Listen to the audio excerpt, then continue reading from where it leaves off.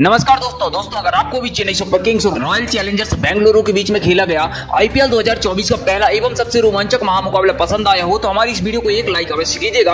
हमारी वीडियो का like target 1000 like है तो हमारी वीडियो को आप दिल से लाइक जरूर करें और अंत तक जरूर देखें। दोस्तों आईपीएल 2024 के पहले एवं सबसे रोमांचक महामुकाबले में आईपीएल इतिहास की दो सबसे घातक और सबसे सफल टीमें एक दूसरे से भिड़ी। इस बार नए कप्तान ऋतुराज गायकवाड़ के साथ नई चेन्नई सुपर किंग्स के सामने फाफ डु प्लेसिस की कप्तानी वाली रॉयल चैलेंजर्स बेंगलुरु टीम खड़ी थी। इस रोंगटे खड़े कर देने वाले महामुकाबले में बेंगलुरु के कप्तान फाफ डु प्लेसिस ने टॉस जीता और टॉस जीतकर पहले ही महामुकाबले में बल्लेबाजी करने का शानदार फैसला किया। चेन्नई की टीम को पहले बल्लेबाजी करने के लिए आमंत्रित किया गया। इसके बाद रनों की बरसात करने के इरादे से बेंगलुरु की तरफ से दो सबसे घातक ओपनर बल्लेबाज मैदान पर उतरे। सबसे बेहतरीन बल्लेबाज विराट कोहली और बेंगलुरु के कप्तान फाफ डु प्लेसिस के कंधों पर इस महामुकाबले में अपनी टीम को एक विस्फोटक ओपनिंग दिलाने की जिम्मेदारी आन पड़ी थी और इस महामुकाबले में बेंगलुरु की इस धमाकेदार ओपनिंग जोड़ी ने अपनी टीम को एक गजब शुरुआत दिलाई। इस महामुकाबले में कप्तान फाफ डु प्लेसिस ने अद्भुत अंदाज में तूफानी एवं विस्फोटक बल्लेबाजी की तो दूसरे छोर पर बेहतरीन फॉर्म में चल रहे विराट कोहली को बल्लेबाजी करने का मौका भी नहीं मिल रहा था क्योंकि फाफ डु प्लेसिस बल्ले से लगातार लंबे चौके एवं छक्के देखने को मिल रहे थे।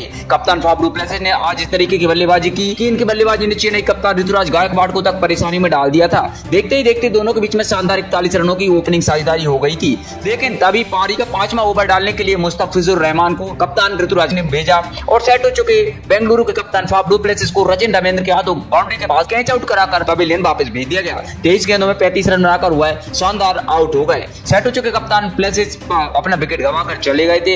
इसके बाद युवा बल्लेबाज रजत पाटीदार को मैदान पर उतारा गया, लेकिन नए बल्लेबाज रजत पाटीदार मुस्तफिजुर रहमान की गेंद को नहीं समझ पाए और इसी ओवर में महेंद्र सिंह धोनी को अपना कैच थमाकर रजत पाटीदार बिना कोई खाता खोले पवेलियन चले गए। इस धमाकेदार शुरुआत के बाद एक ही ओवर में 2 विकेट गंवाकर चेन्नई की गेंदबाजी ने इस महामुकाबले में अब अपनी शानदार वापसी कर ली थी। अब विकेट गिरने के बाद ग्लेन मैक्सवेल जो कि बेहद ज्यादा तूफानी बल्लेबाज हैं मैदान पर उतरे। लग रहा था आज ग्लेन मैक्सवेल अच्छी पारी खेलकर अपनी टीम के स्कोर को आगे बढ़ाएंगे, लेकिन विकेट गिरने का अगली ओवर में गेंदबाजी पर बुलाए गए दीपक चहर ने नए बल्लेबाज ग्लेन मैक्सवेल को महेंद्र सिंह धोनी के हाथों शानदार कैच आउट करा दिया। ग्लेन मैक्सवेल बिना कोई खाता खोले पवेलियन चले गए थे। ऐसे में कप्तान ऋतुराज गायकवाड़ और महेंद्र सिंह धोनी की चालाकी के सामने में बेंगलुरु का टॉप ऑर्डर बिल्कुल कमजोर पड़ चुका था। अब ऐसे में विराट कोहली को दूसरे छोर से अपनी जिम्मेदारी संभालनी थी। यह विकेट गिरने का सिलसिला देखते ही वह जा रहे थे, लेकिन अब मैदान पर कैमरॉन ग्रीन बल्लेबाजी करने के लिए आ चुके थे। 17.5 करोड़ में इस साल मुंबई से ट्रेड किए गए कैमरॉन ग्रीन के कंधों पर बेहद बड़ी जिम्मेदारी आन पड़ी थी। वहीं से विराट कोहली और कैमरॉन ग्रीन के बीच में शानदार एक साझेदारी हुई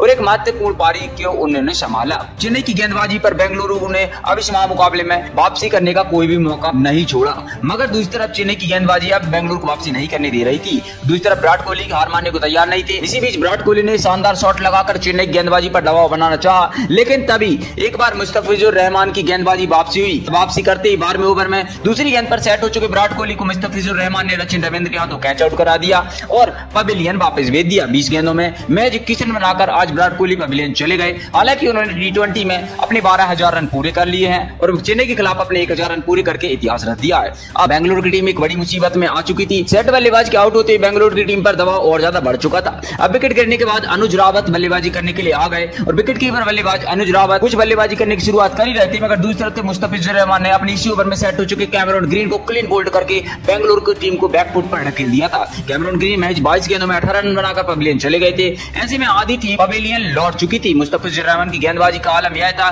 कि कोई समझ नहीं पा रहा था। वह 4 बड़े विकेट ले चुके थे। उस पर ऋतुराज गायकवाड़ और महेंद्र सिंह धोनी की कप्तानी ने पूरी बेंगलुरु को तहस नहस करके गुमराह कर दिया था। अब मैदान पर दिनेश कार्तिक की बल्लेबाजी का जलवा देखना बाकी था और कार्तिक बल्लेबाजी करने के लिए आए। यहाँ से अनुज रावत और दिनेश कार्तिक ने बेंगलुरु की बल्लेबाजी को संभाला और डंग वगारी पारी को आगे बढ़ाया। एक महत्वपूर्ण साझेदारी बनाना शुरू कर दिया।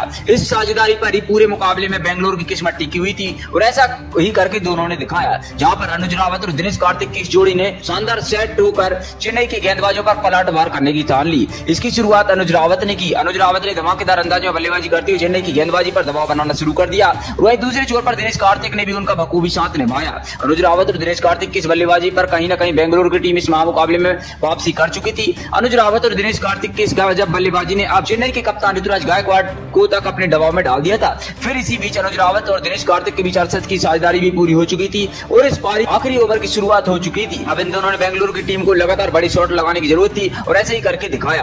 अनुज रावत और दिनेश कार्तिक की जोड़ी ने यह करके दिखाया। खासकर अनुज रावत ने तुषार देशपांडे को अपना निशाना बनाया और लगातार छक्के लगाते हुए बेंगलुरु के स्कोर बोर्ड को आगे बढ़ाया। दोनों की यह साझेदारी बेंगलुरु टीम के लिए किसी वरदान से कम साबित नहीं हुई। अनुज रावत और दिनेश कार्तिक ने अंत गेंद में लाजवाब बल्लेबाजी करके दिखाई। अद्भुत 95 रनों की साझेदारी की। इस विशाल साझेदारी की बदौलत टीम 173 रनों के लक्ष्य तक पहुंच गई और चेन्नई के सामने 174 रन का पहाड़ जैसा लक्ष्य बिछा दिया था। ऐसे में चेन्नई की टीम 174 रन के लक्ष्य के जवाब में उतरी और उनकी तरफ से 2 ओपनर बल्लेबाज मैदान पर उतरे थे, जहां पर चेन्नई सुपर किंग्स कप्तान ऋतुराज गायकवाड़ ने ओपनिंग की जिम्मेदारी संभाली। दूसरी तरफ रचिन रविंद्र ने डेविन कॉनवे की जगह ओपनिंग की, क्योंकि डेविन कॉनवे इस आईपीएल में नहीं खेल रहे हैं। इस महामुकाबले में विस्फोटक शुरुआत दिलाने के लिए पहली गेंद पर ऋतुराज गायकवाड़ ने मोहम्मद सिराज को शानदार चौका लगाकर अपना खतरनाक ट्रेलर दिखा दिया था। इसके अलावा रचिन रविंद्र ने भी दूसरी तरफ से विस्फोटक अंदाज में बल्लेबाजी करना शुरू कर दिया और इसके बाद गजब शुरुआत के साथ ही इस महामुकाबले में खासकर चेन्नई सुपर किंग्स को धमाकेदार शुरुआत दिला दी थी। जिस तरीके से ऋतुराज गायकवाड़ के साथ मिलकर रचिन रविंद्र बल्लेबाजी कर रहे थे वह गजब की थी। 38 रनों की साझेदारी बन चुकी थी, लेकिन तभी फिर गेंदबाजी में आए एस दयाल ने सेट हो चुके चेन्नई के कप्तान ऋतुराज गायकवाड़ को कैमरॉन ग्रीन के हाथों स्लिप पर कैच आउट करा दिया। हालांकि कैच छूटने वाला था, मगर कैमरॉन ग्रीन संभले और 15 गेंदों में 15 रन बनाकर कप्तान पवेलियन चले गए थे। इसके बाद ऋतुराज गायकवाड़ के आउट हो जाने के बाद चेन्नई की टीम की तरफ से अजिंक्य रहाणे को बल्लेबाजी करने के लिए भेजा गया और दूसरी तरफ से रचिन रविंद्र का बल्ला आज रुकने का नाम ही नहीं ले रहा था। तो वहीं पर अजिंक्य रहाणे ने भी आते ही एक शानदार बल्लेबाजी करने के इरादे से तूफानी छक्के और चौके लगाना चालू कर दिया और विरोधी टीम पर दबाव बनाना चालू कर दिया था। लेकिन तभी फाफ डू प्लेसिस ने गेंदबाजी के लिए करण शर्मा को लगाया और करण शर्मा ने आते बेंगलुरु के लिए सबसे बड़ा खतरा बन चुके रचिन रविंद्र को रजत पाटीदार के हाथों कैच आउट करा दिया। हालांकि रचिन रविंद्र ने मैच 15 गेंदों में 37 रन की जो पारी खेली थी वह गजब की रही और बेंगलुरु को बैकफुट पर ढकेल कर चली गई थी। इसके बाद चेन्नई को एक तगड़ा झटका लग चुका था। अब बेंगलुरु के पास इस महामुकाबले में वापसी करने का बढ़िया मौका आ चुका था। विकेट गिरने के बाद डेरियल मिचेल बल्लेबाजी करने के लिए उतर चुके थे।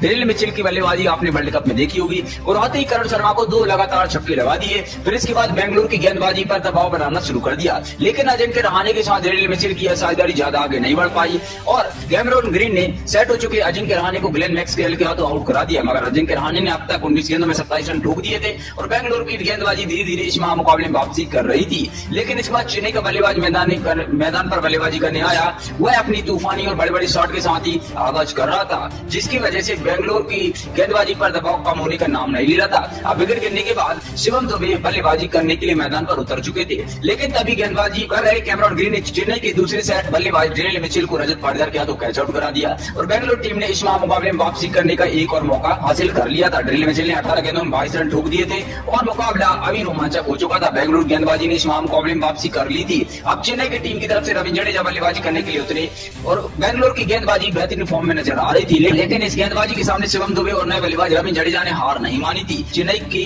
रणनीति को रुकने नहीं दिया। खासकर शिवम दुबे ने अपने बल्ले से बेंगलुरु गेंदबाजी पर वार करके दिखाया और उनका साथ देने आया रविंद्र जडेजा ने भी सही अंदाज में बल्लेबाजी करते हुए शिवम दुबे को एक महत्वपूर्ण साझेदारी करने का मौका दिया। अब चेन्नई की टीम को जीत के लिए आखिरी 3 ओवरों में 18 रन की आवश्यकता थी और ऐसे में शिवम दुबे और रविंद्र जडेजा की मौजूदगी में चेन्नई को हराना बेंगलुरु के लिए लगभग नामुमकिन हो चुका था। शिवम दुबे के बल्ले से चेन्नई के लिए इस महामुकाबले में शानदार विजयी चौका निकला और बेंगलुरु की टीम के सामने चेन्नई सुपर किंग्स ने 6 विकेट से इस महामुकाबले को जीत लिया और 4 विकेट खोकर इस लक्ष्य को हासिल कर लिया। इस साल धमाकेदार के अंदाज में ऋतुराज गायकवाड़ की कप्तानी में महेंद्र सिंह धोनी के साथ मिलकर चेन्नई सुपर किंग्स ने जीत के साथ आगाज किया है। 2008 के बाद अब तक बेंगलुरु टीम चेन्नई को चेपॉक के मैदान पर नहीं हरा पाई है। इस महामुकाबले में शानदार पारी खेलते हुए शिवम दुबे ने 28 गेंदों में 34 रन की नाबाद पारी खेली और इसके चलते हुए रोमांचक महामुकाबले में चेन्नई को जीत मिली। ऐसे में शानदार 4 विकेट लेने वाले प्लेयर मुस्तफिजुर रहमान को चेन्नई की तरफ से मैन ऑफ द मैच का अवार्ड से नवाजा गया। ऐसे में उनकी शानदार गेंदबाजी और चेन्नई की बल्लेबाजी को आप 10 में से कितने अंक देंगे? प्रतिक्रिया कमेंट में दीजिए, सब्सक्राइब कीजिए। धन्यवाद।